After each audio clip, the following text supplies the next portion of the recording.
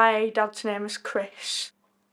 Dad was born on the 23rd of October 1964. He was always a real hard worker. When he got up to 13, he got his first job as a milkman. Later on, he would work in a slaughterhouse and in warehouses. Also, he was a very talented fisherman.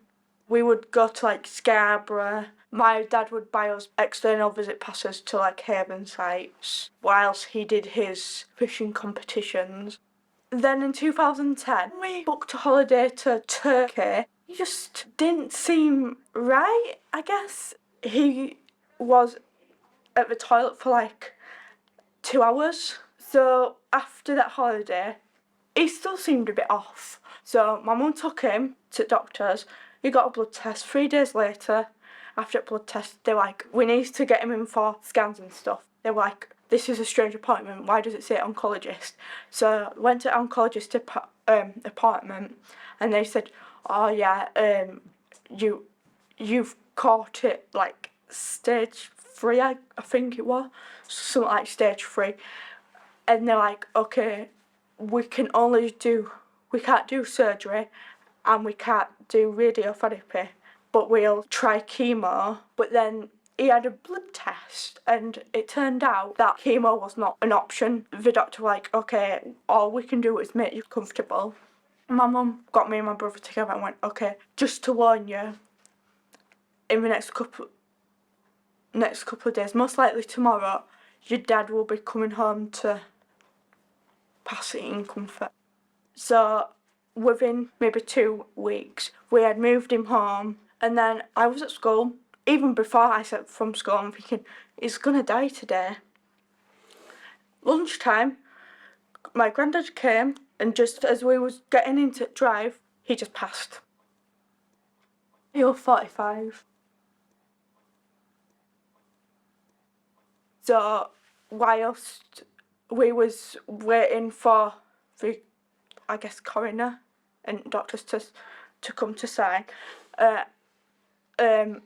obviously everybody was like emotional. There was like, my brother was throwing chairs, my mum was crying, my grandma was just like shaking, and my granddad was just sat there with a blank face like, how do I deal with all these emotions?